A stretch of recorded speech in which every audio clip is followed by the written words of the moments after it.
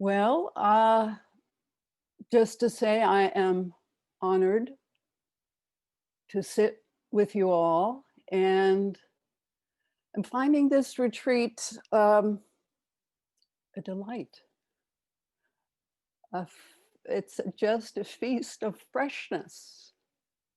And that's a shout out to our nimble Shuso, creative Shuso, and his team of very able helpers.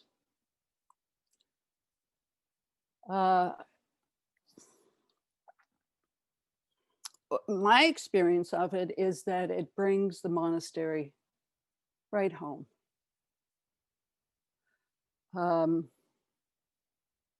Where it belongs, to our relationship with ourselves and those with whom we share our life, if we happen to be sharing a room where we're on retreat.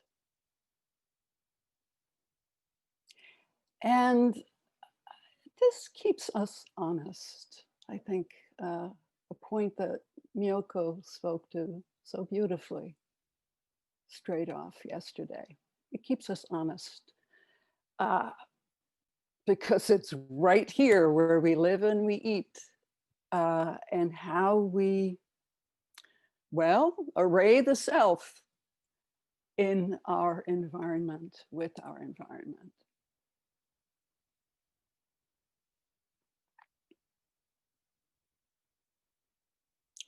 And I just love it, you know, the mindfulness with the cooking and the chopping, just like in the old days. The time to plan what we're going to eat. And then the image of Brio's flapping laundry in the Brooklyn rooftop. I mean, as well as his cat. Can't get better than that. And one thing I don't miss, just thinking about it, the long hours in a meditation hall, you know, the mind can get up to a lot of mischief.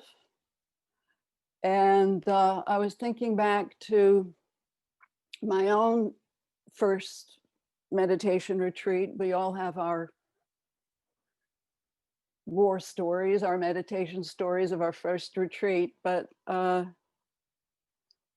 this was with Goenka, where the periods were 50 minutes long, and it was in some school. There's about 300 people in this school hall. And any delights that had to be had, you pretty much had to invent them. So my creation was to deal with the pain in my legs, and everywhere else was to be completely smitten with some gal in the next row whom I didn't even know. And for the entire 10 days, I nursed this fantasy that was actually became more of a certainty that we were destined. And I could feel it every time walking meditation, Kinhin came up, and every time I passed her, I could feel her heart beat faster too when she saw me. And that went on for a long time, 10 days, until at the end of the retreat, when I went over to verify this love of my life, and I heard this grating, high-pitched voice addressing some people, and the spell broke. And it was not until then, and I turned quickly on my heels, and was devastated. How could my mind have so betrayed me? Now, mind you, that was the last time my mind ever betrayed me. I was cured from there on in.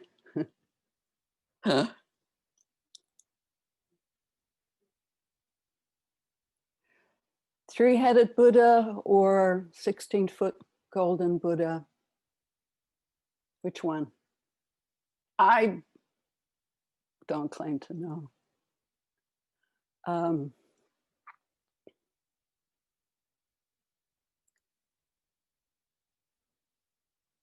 I do know, though, that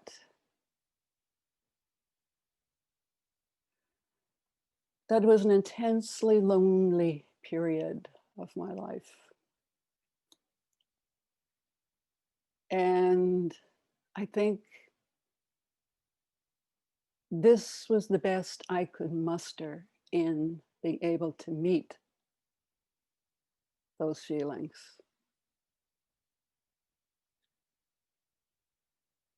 I wasn't meeting them. And it's taken me quite a few decades, actually, to learn that until we can meet ourselves,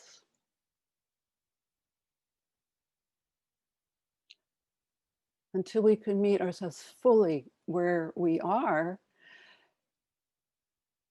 we're always going to be looking outside for something or someone to fill the holes in our being.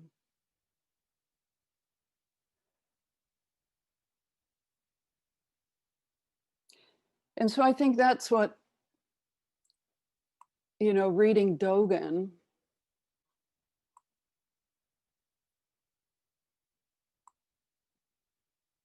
can bring home, because he gets us to question the map of reality we're using. Just like COVID has, asked us to look at the holes, real or imagined, that we have created in our lives, in our society, in our culture.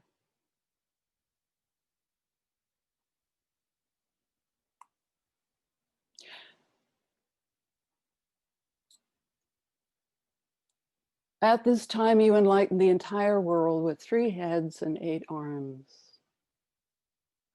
You enlighten the entire world with the 16-foot golden body. To fully actualize the entire world with the entire world is called thorough practice. To fully actualize the golden body, to arouse the way-seeking mind, practice, attain enlightenment, and enter nirvana is nothing but being, is nothing but time. So I'd like us to look a little more at this actualizing the whole world with the entire world being called practice, and how we do that.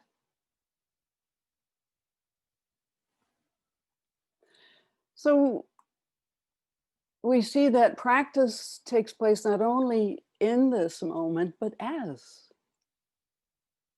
this moment. Which we're told means opening up to the world as it is, my life as it is, this moment as it is. And by not trying to control it or distance from it or freeze it, but to attend to it with care.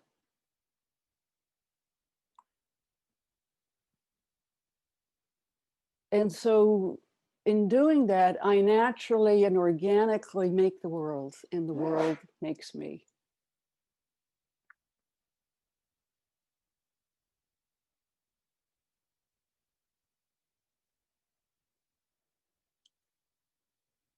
Anzan Joshin Roshi says, enter completely into this moment.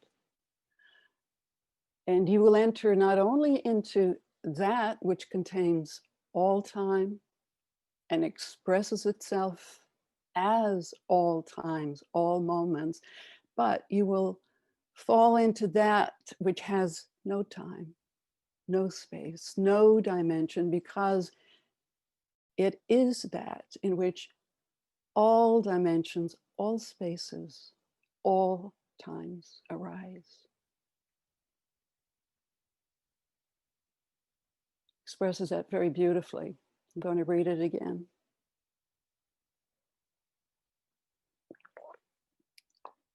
Enter completely into this moment, and you will enter not only into that which contains all time and expresses itself as all times, all moments, but you will fall into that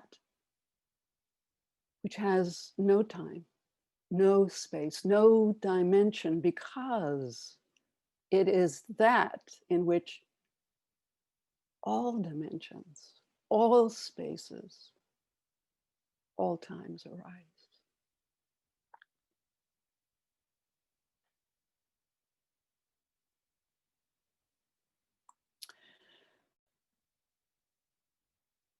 So this entering completely into this moment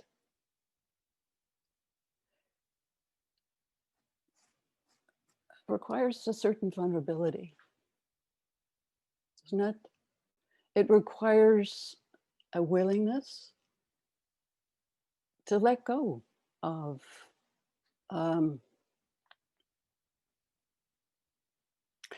the mind's need for control, the mind's need for what's familiar, what's known, and to enter into what is freshly presenting itself.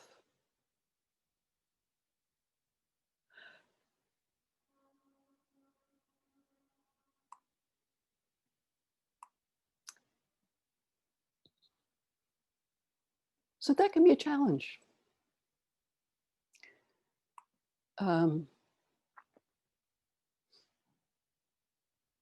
Here, I'm reminded of, well, the best example of this recently, I feel, has been the documentary we showed of my teacher, the octopus. This man, Craig Foster, who apparently hit a wall in his life. His career came to a halt, and anyway, what he was doing wasn't working. So he decided, he committed to a practice, a daily practice of entering into the Indian Ocean each day without a wetsuit, without a snorkel. It took months for his body to acclimate to the cold of these waters. And so where he went was into the kelp forest, certain remove. He learned how to hold his breath for 6 minutes underwater so that he could observe at close range the life, underwater life that he found there.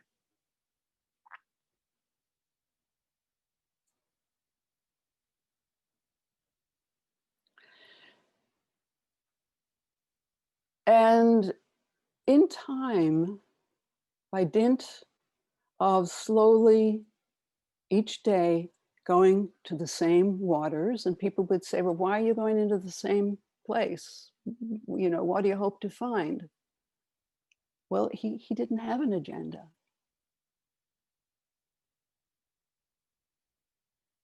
But what he did discover was this octopus that he began to be curious about, and to learn her habits, her survival strategies, and to become intently interested.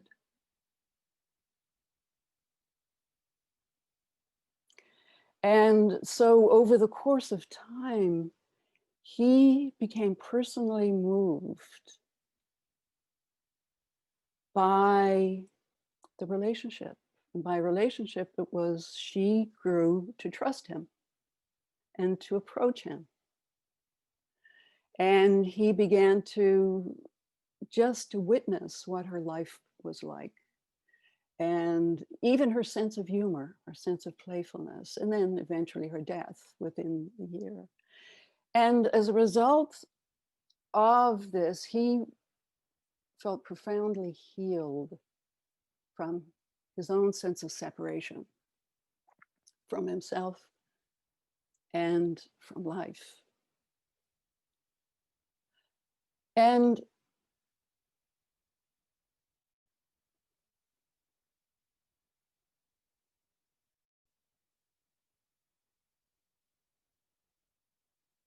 as a result, I think there's a movement afoot to preserve the kelp forest. But again, he did not set out, you see, to start this. But it was just one thing leading to another, this unfolding, this revelation. And so, you know, it's an interesting contrast to how, for instance, science approaches learning or studying something. You know, typically the data is collected, the data is taken out of context, um, and it is observed at a distance, rather than this complete, full absorption and immersion within the context of whatever it is that you want to understand.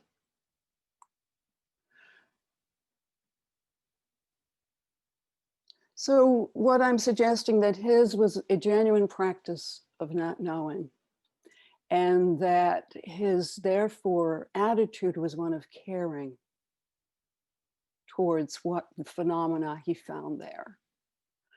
Um, and this allowed him to appreciate the integrity of the ecological system with its wondrous interdependence without imposing his own agenda. So the reason I'm bringing this up, this notion about how we approach studying or how we approach the moment, how we approach phenomena that is coming into our awareness, is that I think that those of us who've been raised under the tutelage of a Western educational system influenced by Enlightenment values that say, I think, therefore I am, that this is what we bring to the table in terms of our practice. It's what we bring to our koan study, what we bring to reading Dogen. You know, so I feel very sympathetic about, you know, what Rio was mentioning yesterday about the pushback. And someone also brought it up in my Mondo group, that we have spent a lifetime honing the tools we've been trained to use by a worldview that seeks to extract value, master, and subdue the phenomena we come in contact with. Use it for our benefit. That's, you know, the context in which we have been raised. And I spent decades teaching Asian graduate students how to function in our academic environment here. I had to teach them to write a thesis statement and back it up with supporting points. Why? Because they really were puzzled. They thought it was an insult to the reader or the listener to spell your point of view out. For them, the implicit, you see, was what has value.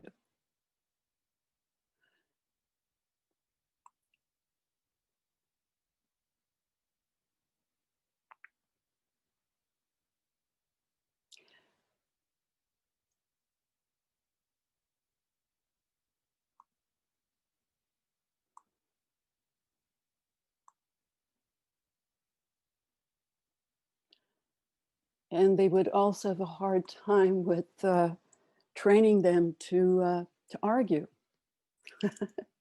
It's like, well, why should I argue with that person's position? Isn't their perspective just as valid as mine?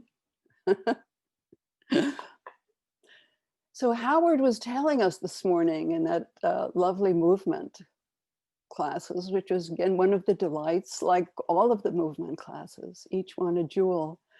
He was telling us about the two sides of the body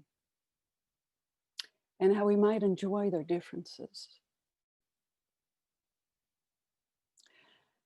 And, you know, I was reminded of Ian McGilchrist's classic, The Master and His Emissary, which I'm sure many of you know about, where he describes the different functioning of the two hemispheres of the brain, the left and the right,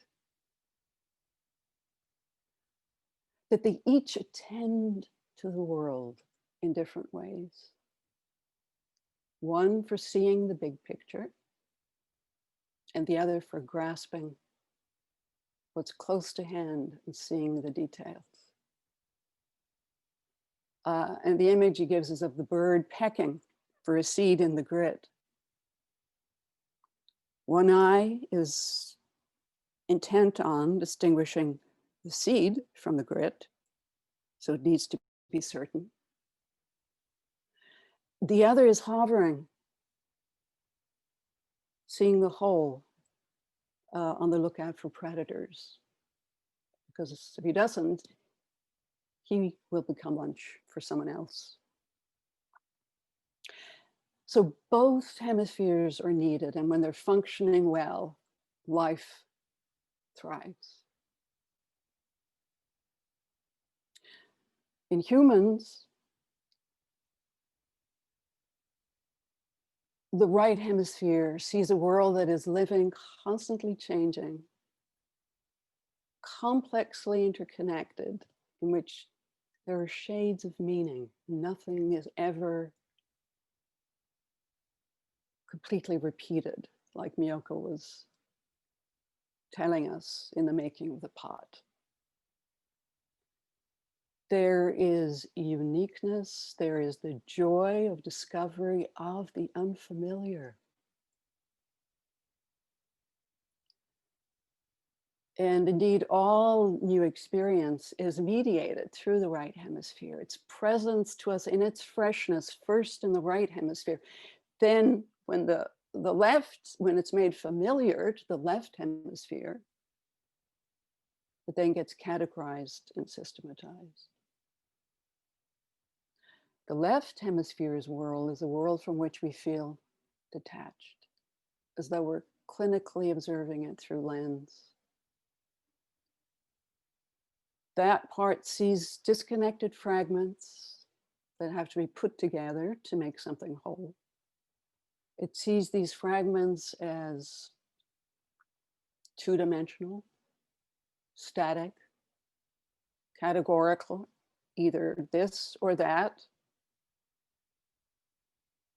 fixed identities which are known and familiar and certain, and therefore can be grasped, because the left hemisphere needs to grasp. It rules the right hand with which we grasp things.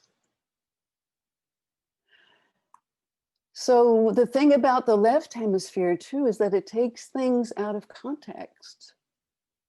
Just like those social media alerts that spotlight the latest outrage committed by the side we've identified as the enemy. and reduces complexity to sound bites, simple formulae. And it's moved to anger because the absolutes and certainties by which it navigates its terrain are constantly violated by the dynamic complexities of reality itself. So this is a wonderful book. I can't do it justice, but just to kind of,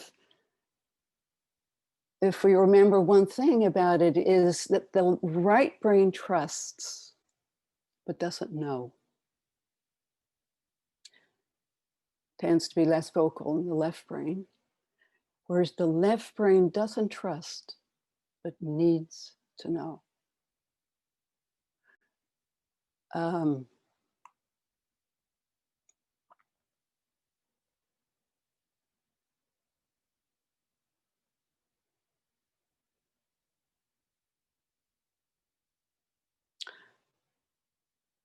Einstein said the intuitive mind is a sacred gift,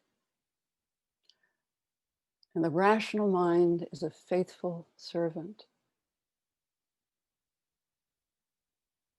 And we have created a society that honors the servant and has forgotten the gift. So these men believe that we live in a left brain dominated world where the intrinsic wholeness in meaning and sacredness and awe of life has been lost. In its place, we have fear and distrust, division, and chaos.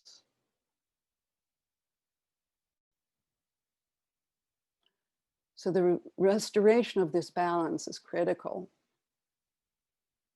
to the survival of the planet.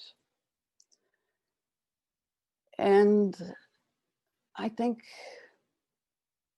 it's why our work these last few days are critical.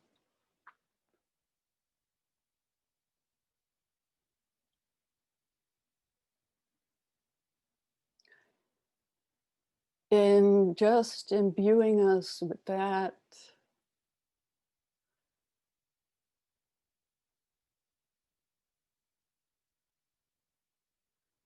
sense of humility, where we can allow ourselves to exercise less certainty,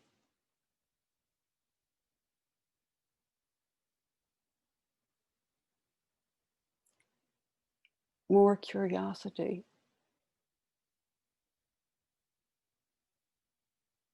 and obviously more compassion for what's happening.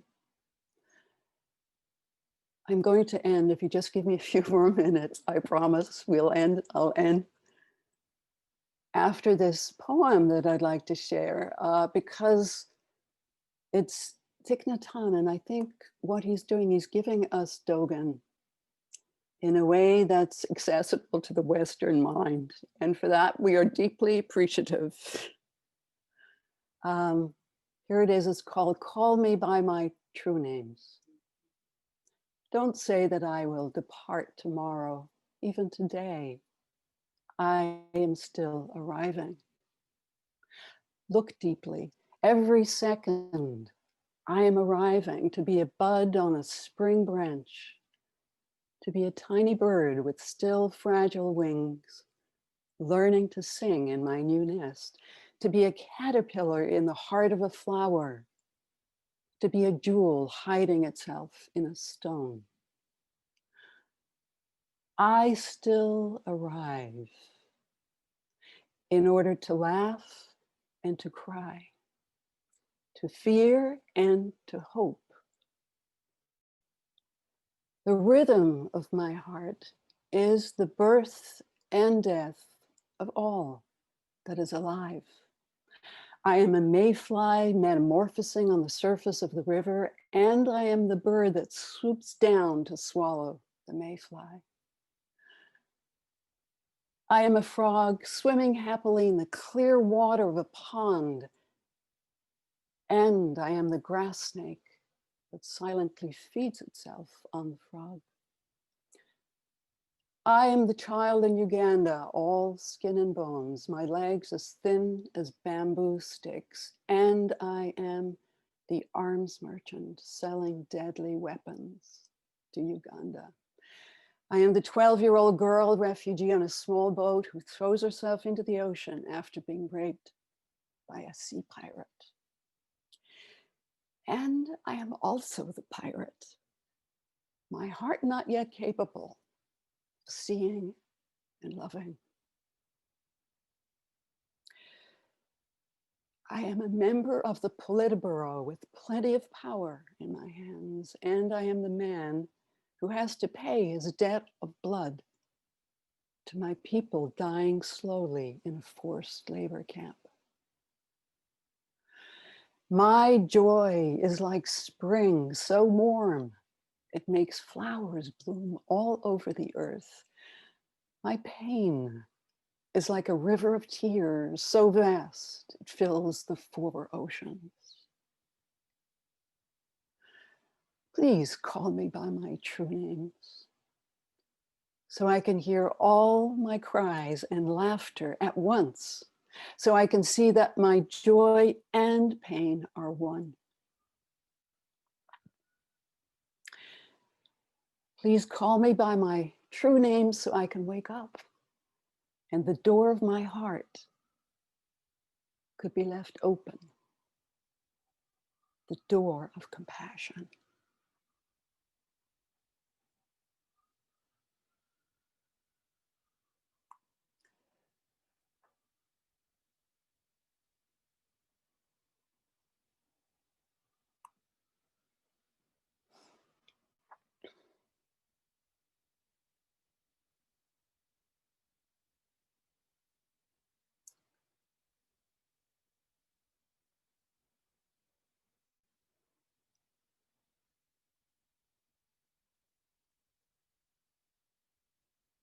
What a wondrous way to end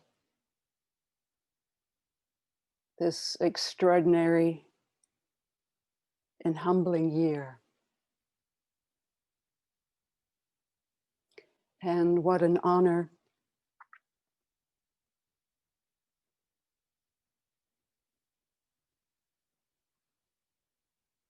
and great, great privilege and blessing to have this practice and to have each other. So, onwards, Bodhisattvas. Thank you for your attention.